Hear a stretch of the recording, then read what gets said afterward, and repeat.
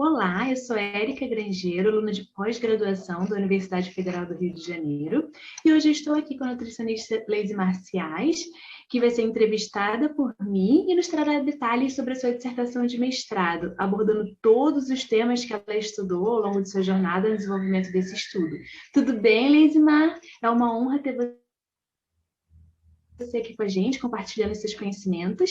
E você poderia falar um pouco a respeito da sua trajetória acadêmica? Bom dia, Érica. Bom dia, ouvintes. Meu nome é Leise Marciais, eu sou nutricionista, graduada pela Universidade Federal do Rio de Janeiro.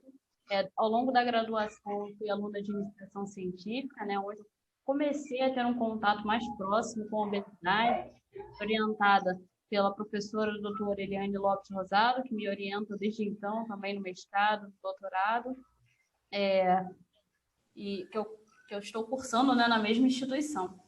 Atualmente eu faço parte também do Núcleo de Pesquisa em Nutrição Clínica, o NUPENC, no qual são realizadas reuniões científicas, discussões de artigos, pesquisas e até mesmo a discussão dos nossos próprios resultados, né?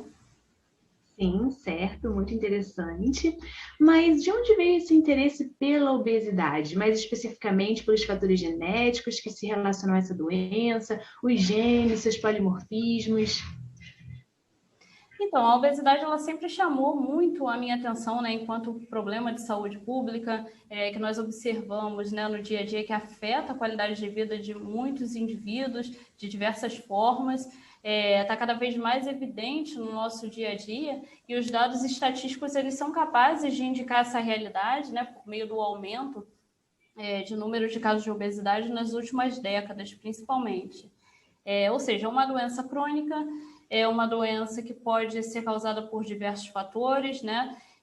Ao contrário do que muitos acreditam ainda, não é algo que seja resolvido com uma matemática simples, né? Em que se o indivíduo ele ingere menos calorias e gasta mais calorias, com certeza ele vai ter um processo de emagrecimento, né? Esse é o princípio básico do emagrecimento, o consumo alimentar adequado, aliado à atividade física, eles são os principais pilares, isso independente se o indivíduo vai precisar ir para um tratamento, partir para um tratamento farmacológico, ou então ser submetido à cirurgia bariátrica, mas independente disso, o nosso foco, né, tem que estar sempre ali na questão da alimentação e da prática de atividade física.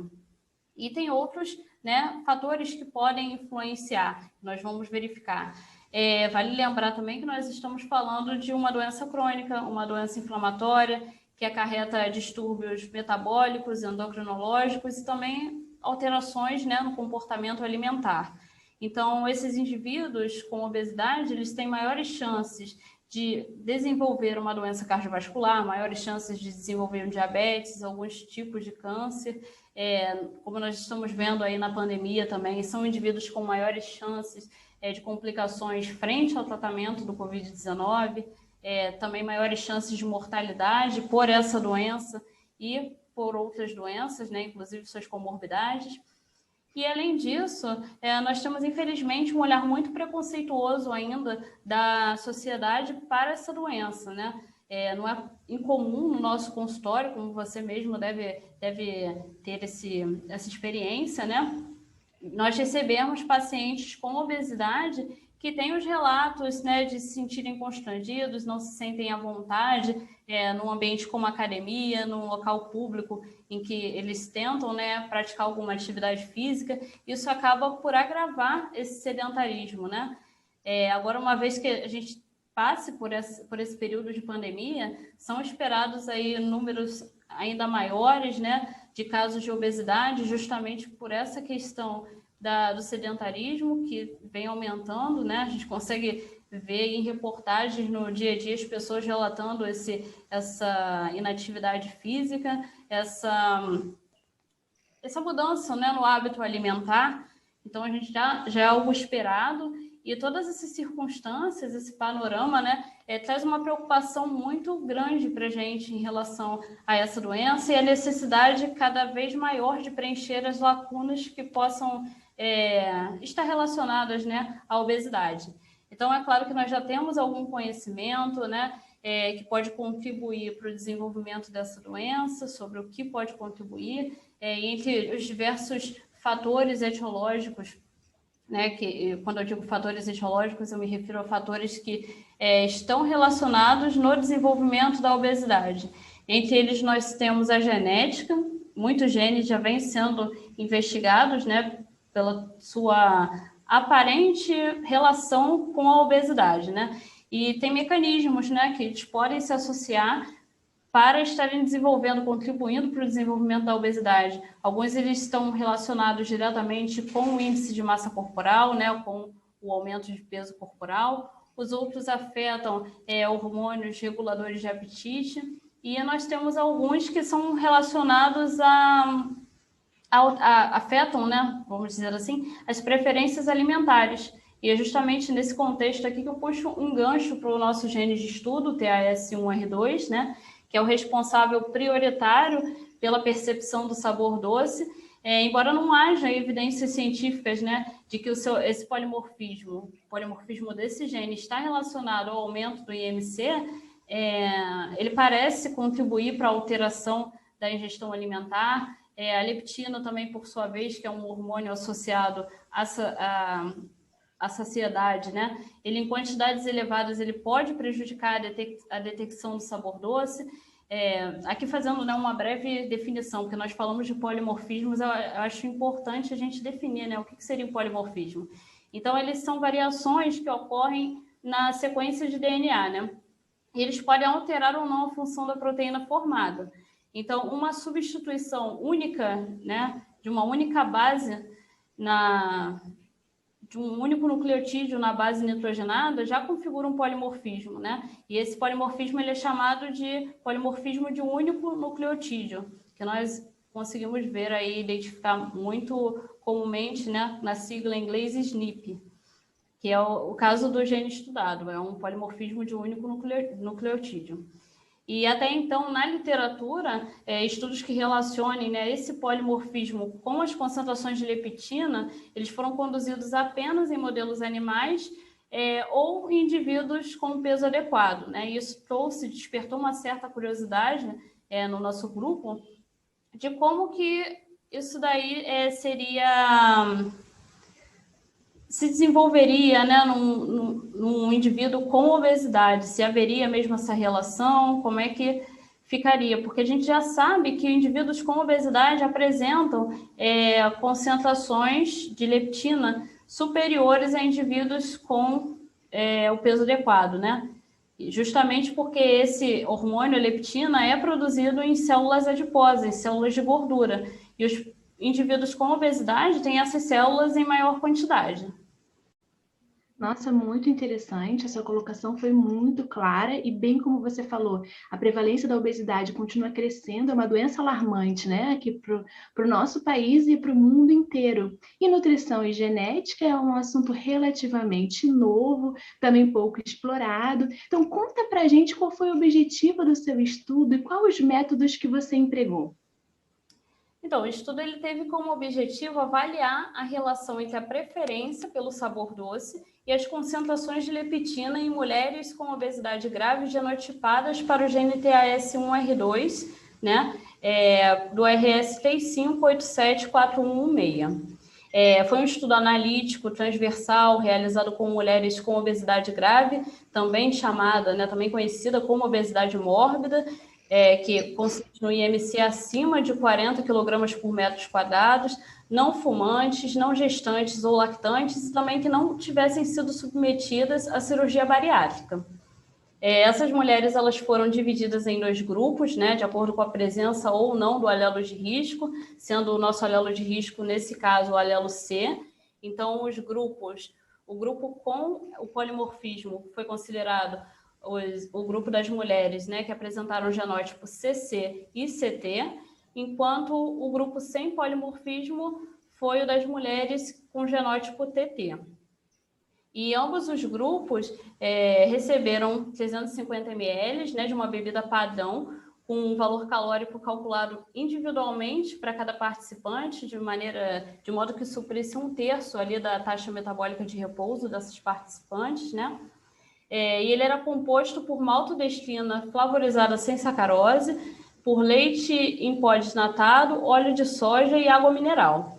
Essas participantes também preencheram escalas analógicas visuais, elas faziam um traço, eram orientadas a fazer um traço, né, em uma linha horizontal de 10 centímetros, e esse traço era no ponto em que elas identificavam como sendo mais relacionado, né, sendo mais adequado de acordo com a intensidade das sensações que elas sentiam. Isso para a sensação de saciedade, sensação de fome, de desejo por doce, desejo por salgado, e entre outros, né? Então, para nós avaliarmos essa medida, né, essa linha que elas traçavam, nós tivemos o auxílio de uma régua, então a gente conseguiu converter esse dado em um dado numérico que pudesse ser avaliado.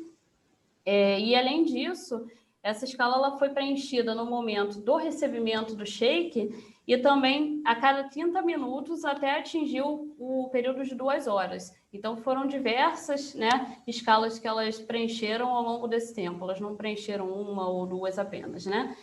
E também foram analisadas concentrações de leptina de jejum e também após 180 minutos da ingestão da bebida padrão. Sim, muito interessante. Mas a respeito desse gene TARS1R2, certo? Qual seria o mecanismo no qual ele está relacionado? Então, o gene TAS1R2, né, ele é responsável por codificar a proteína T1R2, que juntamente com a proteína T1R3, elas formam um receptor que responde a estímulos de sabor doce, né? E aí, por isso que nós dizemos inclusive, que o TAS1, desculpa, R2, ele é o específico para o sabor doce, justamente porque o T1R3, ele faz parte também de um outro receptor para um outro sabor, né? Ele participa de receptores de outros sabores, de reconhecimento para outros sabores. Então, isso acaba fazendo com que o TAS1R2 seja específico para o sabor doce. Ele é altamente expresso na língua e no palato, né? E variações nesse gene podem levar a alterações na sensibilidade e, consequentemente, no consumo dietético. Então, principalmente no que se refere à ingestão de açúcar, né? É o que ocorre na variação RS 3587416, que foi a nossa variação de estudo, onde a gente tem uma substituição do aminoácido isoleucina para o aminoácido valina, no códon 191. E como vem sendo demonstrado, né, nos estudos com camundongos e indivíduos com peso adequado, concentrações muito elevadas de leptina poderiam afetar, né, essa sensibilidade também. Então, nessas pesquisas anteriores, foi observado um prejuízo, né, na identificação do sabor doce. Isso acompanhado de uma necessidade de uma maior quantidade do estímulo doce para que fosse possível o sabor doce ser percebido pelo indivíduo. Então, na nossa população de estudo, não houve diferença estatística entre os genótipos em relação às concentrações de leptina em jejum, né, ou pré-prandial e após-prandial, sendo que os indivíduos sem o polimorfismo apresentaram maiores concentrações de leptina em jejum quando comparado ao período pós-prandial, né? Nós observamos ainda que o grupo sem polimorfismo apresentou um maior desejo por doce em jejum, seguido de um maior desejo por salgado pós-prandial, enquanto o grupo com polimorfismo, né, com o alelo de risco, mostrou maior desejo por doce no período pós-prandial. Esse pós-prandial que eu me refiro é após, né, a ingestão da bebida padrão. E com base nesses achados, nós podemos sugerir, né, uma alteração na sensibilidade ao sabor doce, mediada pelas concentrações de leptina em jejum em mulheres sem o polimorfismo para o gene TAS1R2. Sim, foi muito esclarecedora essa colocação. Então, quer dizer que o polimorfismo desse gene que você estudou, ele se relaciona com a percepção do sabor doce, certo? Então, extrapolando, né, esse mecanismo para o comportamento alimentar, seria adequado a gente dizer que a maior percepção do sabor doce vai levar o indivíduo a ter uma maior ingestão por alimentos doces, ou seja, desejar mais alimentos doces? Então, os estudos apontam, na sua maioria, uma relação inversa, né? Então, quanto maior a sensibilidade e percepção do sabor doce, menor seria o desejo por esse sabor. Isso porque se nós pensarmos que o indivíduo, né, tem um paladar mais sensível para o sabor doce, é uma quantidade pequena de açúcar ou componente adocicado já vai satisfazer aquele desejo, né? Eu posso mencionar aqui 2 estudos, né, que tiveram como objetivo avaliar aí o consumo alimentar em indivíduos com e sem esse polimorfismo, né? Um deles foi conduzido por N e colaboradores no ano de 2010, e eles concluíram, em uma população com sobrepeso, que a presença do polimorfismo esteve associada com um menor consumo de açúcares. E, por outro lado, o Ramos Lopes e colaboradores, né, em um estudo publicado em 2016, observaram um maior consumo de carboidratos por indivíduos com o genótipo CC, ou seja, com polimorfismo. Em vista com todos os resultados que você teve, que o seu grupo pesquisou, falando desse polimorfismo, na prática mesmo, o que esses resultados você diria que poderiam agregar, de certa forma, na prática clínica? Bom, tendo em mente toda a complexidade da obesidade, né, é muito importante nós conhecermos o máximo de mecanismos possíveis que possam estar relacionados tanto ao seu desenvolvimento quanto aos os que possam constituir um obstáculo, né, ao seu tratamento. Então, é claro que muitas vezes na prática clínica nós não temos a viabilidade de uma genotipagem, né, como foi feito na pesquisa, porque é uma avaliação com custo elevado. Então, nós temos que pensar no que é viável no cotidiano, né, em termos de anamnese, de exames, mas, mesmo assim, esse conhecimento ele é muito valioso, porque uma vez que a gente saiba, né, a gente consiga identificar ali, estabelecer uma relação entre determinados polimorfismos, né, e os mecanismos que eles se relacionam, ou seja, o que esses determinados polimorfismos podem influenciar em termos de metabolismo de um indivíduo com obesidade, por meio de uma boa anamnese, né, no decorrer do tratamento, nós podemos nos deparar com casos semelhantes a esses polimorfismos investigados, né? Isso nos dá um certo direcionamento, né, a respeito de como realizar o manejo daquele paciente, né, como estabelecer ali uma linha de terapia que seja eficaz para ele, né? Se, por exemplo, né, eu sei que determinado polimorfismo atua a nível hormonal, vamos dizer assim, né, alterando o eixo de fome e saciedade. A partir daí, eu consigo estabelecer um tratamento, né, voltado para proporcionar justamente a saciedade que esse indivíduo não está tendo, né? Então, priorizo alimentos e mudanças de hábitos que auxiliem na produção da saciedade desse indivíduo, né? Para que ele consiga ter um maior controle sobre a sua ingestão de calorias. E nós sabemos que, como eu informei anteriormente, essa foi a primeira investigação, né, das concentrações de leptina e desejo por doce em indivíduos com IMC acima de 40 kg por metros quadrados, ou seja, em pacientes com obesidade grave, também conhecida como obesidade mórbida, né?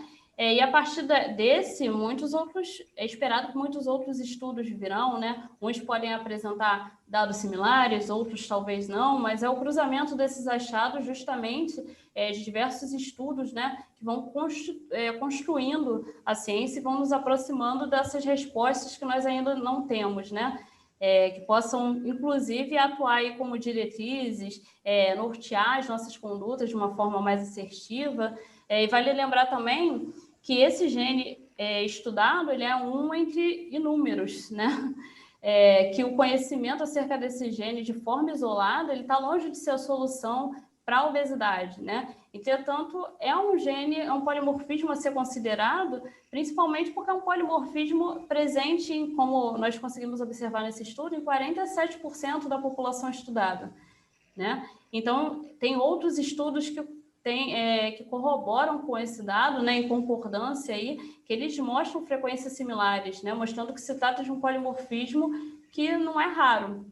Então, nesse estudo, parece que os indivíduos sem polimorfismo, que sofreriam essa alteração da sensibilidade, né, ao sabor doce mediada pela leptina, aliada a um maior desejo por doce, ou seja, há um indicativo de que esse polimorfismo poderia atuar como fator de proteção, né, a essa alteração do reconhecimento desse sabor em específico e, consequentemente, prevenindo o aumento da procura por alimentos doces, né, em maiores quantidades. Entretanto, há estudos que, embora tenham avaliado indivíduos com peso adequado, sugerem que as concentrações de leptina não poderiam alterar a sensibilidade do sabor doce, porque haveria um efeito, né, de inibição sobre a leptina. Então, eles dizem que em torno de 15 a 20 nanogramas por ml, né, haveria essa supressão feita ao efeito da leptina. Então, ela não seria mais capaz de alterar essa detecção do açúcar, né? E nos indivíduos com sobrepeso e com obesidade, é muito comum nós visualizarmos concentrações de leptina acima desse limite, né, que eles mencionaram. Então, eles, por esse motivo, não sofreriam essa medição. Ah, mas, Leizimar, então não ter ter o polimorfismo seria favorável à obesidade? Né? Não necessariamente, porque o que acontece? Embora alguns indivíduos, né, embora os indivíduos sem polimorfismo, eles tenham apresentado uma menor tendência a cometer bilísticos também, que seriam, né, as refeições, o hábito de comer fora dos horários de refeição, indivíduos com polimorfismo apresentaram maiores relatos de obesidade na infância, né? Então, a gente pode associar que esse polimorfismo ele pode estar aí associado ao ganho de peso em fases mais precoces da vida. E sem contar também, né, com outros achados que nós tivemos nesse mesmo estudo, né, de que no período pós-prandial, essas participantes com polimorfismo mostraram um maior desejo por doce, né, na análise longitudinal. Então, por isso é importante nós olharmos os dados com muita cautela, né, acompanharmos aí as demais pesquisas que estão por vir, para conseguirmos alcançar aí alguma conclusão, né, para essa população, voltada especificamente para essa população com obesidade, mais particularmente falando, né, na obesidade grave. Sim, com certeza. Nossa, quantas nuances a serem investigadas, né? Os resultados desses estudos, eles foram realmente interessantes. Eu estou muito feliz, me sinto honrada de conversar com você. Muito obrigada por compartilhar conosco toda essa sua experiência. E assim nós vamos finalizar a nossa entrevista, agregando novos conhecimentos, um pouquinho mais, né, da nutrição e da genética, que nos encontramos logo mais, em breve. Até mais.